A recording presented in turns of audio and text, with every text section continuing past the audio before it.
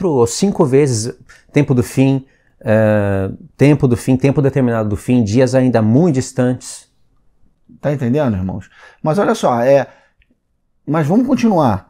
Vamos continuar. O que eu quero que vocês entendam aqui, nesse texto de Daniel 8, e a gente vai ler agora o Daniel 11, que explica Daniel 8 com um pouco mais de detalhes, é que da Grécia saíram 4 reinos. A gente não vai entrar na história aqui, a gente só vai passar bem rapidamente. Saem 4 reinos. Esses 4 reinos não são fortes como o primeiro, que era o do bode peludo da Grécia, mas saem 4. Desses 4 duram um tempo, e desses 4 reinos nasce um, que recebe poder e faz guerra e destrói, ele prospera, tem intrigas, mestre em intrigas, e recebe poder. E ele destrói os santos. Eu não consigo acreditar que toda essa profecia, todas essas figuras e essas coisas maravilhosas e profundas de Daniel 8, 11 e 12 foi somente para a gente conhecer o passado e agora a gente tem que caçar o anticristo. Não que a gente tem que caçar, mas que a gente tenha que ficar atento para procurar, segundo os nossos olhos, segundo o que a gente entende nos noticiários. Deus não profetiza nada para ficar somente na história. Olha Abraão. Como Paulo interpretou Abraão, Ismael, Isaac e as mulheres dele só no passado? Ele interpretou coisas que eram profecias através de tipologias, aconteceram no tempo dele e ainda ele fala coisas em Gálatas que é para o tempo do fim. Em Abraão, Ismael, imagine nas visões de Daniel, como Deus não faria. Aí o capítulo 11 agora explica e prova que Deus está trabalhando com a história para que ficasse registrada, a gente tem que saber a história, e que através da história ficasse um modelo para o futuro. Então vamos lá, o Daniel 11, eu vou ler os versos de 1 a 4, e depois o Luiz lê 31 a 39 e o 45. Vou lá, Daniel 11, de 1 a 4, diz assim: Mas eu, no primeiro ano de Dário, o Medo, me levantei para o fortalecer e animar. Agora eu te declararei a verdade. Eis que ainda 3 reis se levantarão na Pérsia, e o 4º será acumulado de grandes riquezas, mais do que todos, e, tornado forte por suas riquezas, empregará tudo contra o reino da Grécia. Depois se levantará um rei poderoso, que reinará com grande domínio e fará o que lhe aprouver. Mas no auge, o seu reino será quebrado e repartido para os 4 ventos do céu, mas para a sua posteridade, nem tampouco segundo o poder com quem reinou, porque o seu reino será arrancado e passará a outros, fora de seus descendentes. O rei... Até o 4, né? Isso. A gente leu até aqui para vocês terem certeza que está falando do capítulo 8. Aliás, o último verso do capítulo 8 mostra que Daniel não entendeu e não havia quem entendesse. Então Deus está explicando para ele. Rebuscou o contexto de Daniel 8, né? No verso 21, só o 21 para vocês terem certeza que agora está falando do chifre pequeno de Daniel 8. Aí depois eu vou pular no 31. Depois se levantará em seu lugar um homem vil. Homem vil. A mesma expressão de Naum, o homem vil que se levanta em Nínive, na Síria. O homem vil, o qual não tinham dado dignidade real, mas ele virá caladamente e tomará o reino com intrigas. Aí vai contar o que ele vai fazer com detalhes, os conflitos do norte e do sul. Aí no 31 vai ter textos aqui que Paulo, quando olhou, o próprio Paulo, hein? Uhum. Aí ele aplica na carta dele e está falando do anticristo no futuro. Olha como Paulo entendeu. A gente só está vendo como Paulo entendeu as coisas. Verso 31. Dele sairão forças que profanarão o santuário, a fortaleza nossa, tirarão o sacrifício diário, contínuo, estabelecendo a abominação desoladora. É o abominável da desolação. A abominação desoladora.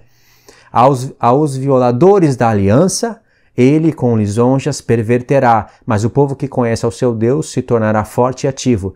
Aqui a apostasia. Lembra que Paulo fala, tem que vir a apostasia e se manifestar o homem do pecado antes do dia do Senhor? Aqui a apostasia. Os que violam a aliança.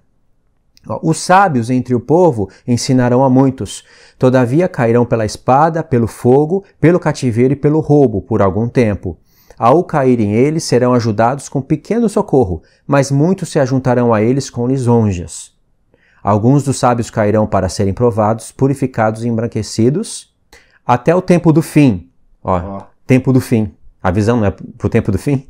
Porque se dará ainda no tempo determinado. Olha quantas vezes Deus fica até redundante aqui, né? E a palavra determinada é moed, né, irmão? É a palavra moed. Ou seja, vai estar ali no meio das 3 últimas festas finais. Este rei fará segundo a sua vontade. Olha aqui o texto de Paulo, que nós vamos ler para vocês em alguns passos do estudo. Este rei fará segundo a sua vontade, se levantará e se engrandecerá sobre todo Deus. Lembra de Paulo?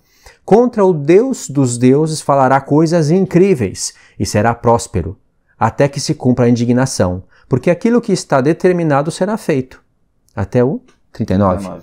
Não terá respeito aos deuses de seus pais, nem ao desejo de mulheres, nem a qualquer outro deus, porque sobre tudo se engrandecerá, como Paulo disse. Mas em lugar dos deuses, honrará o Deus das fortalezas. Há um Deus que seus pais não conheceram, Deus estranho. Honrará com ouro, com prata, com pedras preciosas e com coisas agradáveis.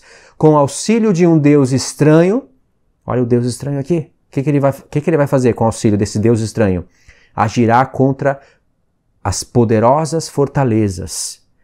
E os que o reconhecerem, multiplicar-lhes-á a honra e fá-los-á reinar sobre muitos.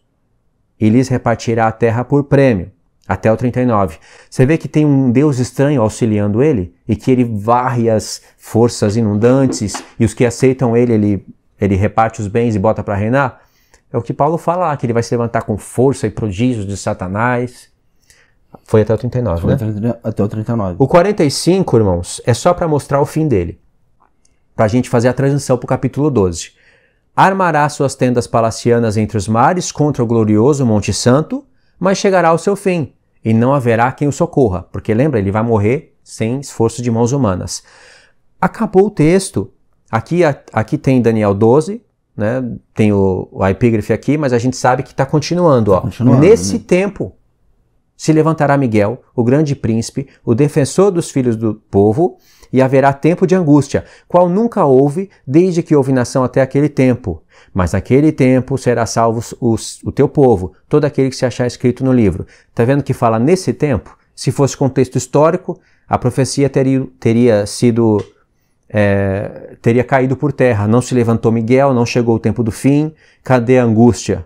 Qual nunca houve antes. Jesus ainda completa, nunca houve antes e nunca mais haverá. Mateus 24, 21, está diretamente ligado a esse pedaço aí. Jesus completou porque aqui vai ter o tempo do fim. Muitos dos que dormem no pó da terra ressuscitarão, uns para a vida eterna e outros para a vergonha e horror eterno. Irmão, isso já aconteceu, irmão? Já aconteceu no tempo de Roma? É isso que eu acho incrível. O desprezo pela profecia. Eu sei que tem coisas difíceis de entender, mas isso daqui não teria que estar difícil para a gente entender. Isso é ponto de doutrina. Inclusive, eu não consigo acreditar que essas pessoas que estão falando esse monte de coisa pela internet não consigam entender isso aqui.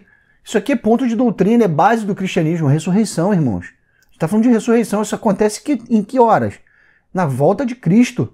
Ainda tem o auxílio do apóstolo Paulo, que pega texto de Daniel 11, que está explicando o capítulo 8 e joga na carta dele e fala, é o homem do pecado, Jesus vai desfazer ele pelo sopro dos seus lábios.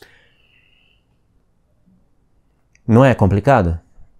Aí o verso 3 diz, os que forem sábios, pois, resplandecerão como o fulgor do firmamento, e os que a muitos conduzirem à justiça, como as estrelas, sempre e eternamente. Olha o outro texto-chave. Tu, porém, Daniel, encerra as palavras e sela o livro, até ao tempo do fim. De novo. Muitos esquadrinharão e o saber se multiplicará. Irmãos, é inegável que isso aqui é no final dos tempos. Essas profecias todas, que é um contexto, Daniel 11, Daniel 12, explicando Daniel 8, com riqueza de detalhes, continua no mesmo contexto, Deus marcando o tempo, o moed, que é no fim. E as pessoas querem mostrar as coisas acontecendo agora.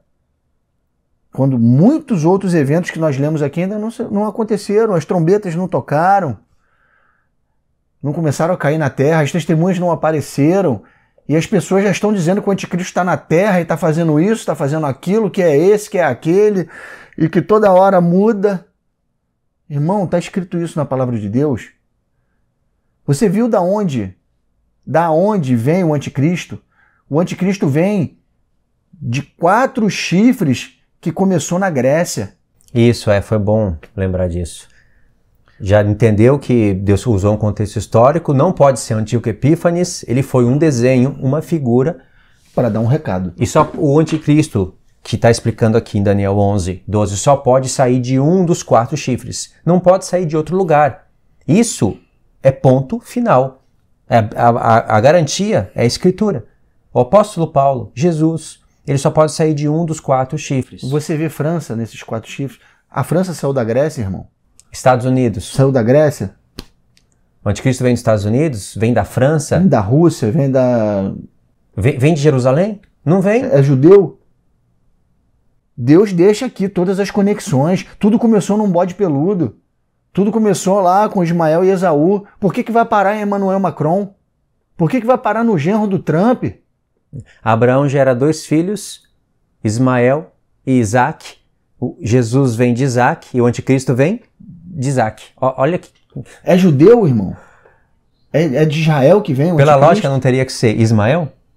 Caim, Abel, Ismael, Isaac. Jacó, Esaú.